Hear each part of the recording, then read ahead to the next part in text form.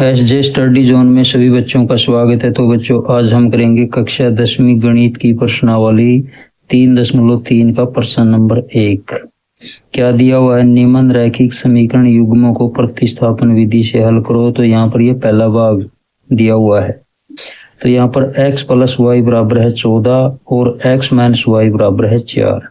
तो ये एक समीकरण है, ये दो समीकरण है।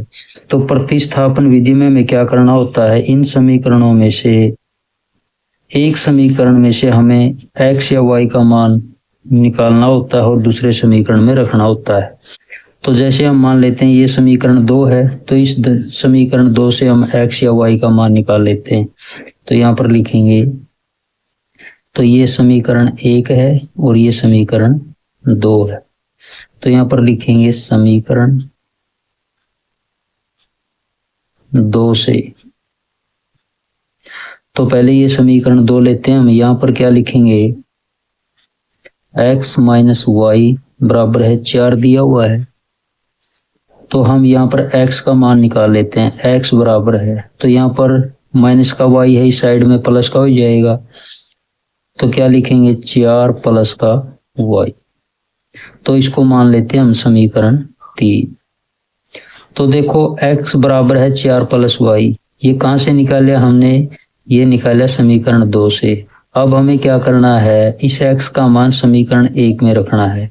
तो अब क्या लिखेंगे? यहाँ पर x का मान समीकरण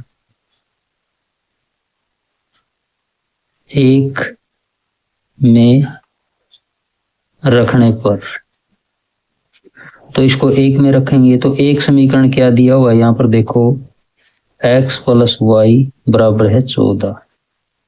तो x का मान कितना दिया हुआ है? 4 + y। तो यहाँ पर इस x के स्थान पर हम लिखेंगे 4 + y। तो यहाँ पर लिखेंगे 4 + y, फिर लिखेंगे +y बराबर है 4। अब देखो यहाँ बराबर है, यहाँ पर 14 आ जाएगा। अब देखो यहाँ पर 1y और 1y इसको जोड़ेंगे तो ये कितना हो जाएगा? 2y। और बराबर क्या लिखेंगे? 14 और 4 प्लस का इस साइड में माइनस का हो जाएगा। अब इसके बाद देखो यहाँ पर 2y, 14 में से 4 घटाएंगे, यहाँ पर कितना बचेगा? 10। तो y बराबर है, यहाँ पर कितना आ जाएगा? 10। 2 गुणा में साइड में डिवाइड भाग में हो जाएगा। तो 10 को 2 से डिवाइड करेंगे तो कितना? 5।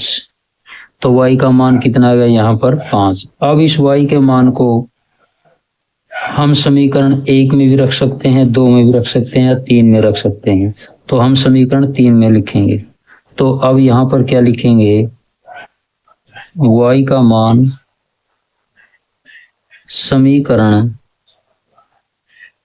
हमारा जो समीकरण 3 दिया हुआ था हमने बनाया था, यहाँ पर रखेंगे y का मान समीकरण 3 में रखने पर। तो 3 समीकरण हमारा क्या था? यहाँ पर देखो x बराबर है 4 + y। तो यहाँ पर देखो y का मान कितना है? 5।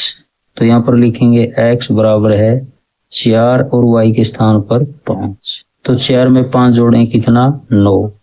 तो हमारा यहाँ पर x और y का मान कितना आएगा? देखो यहाँ पर दोबारा से लिखेंगे।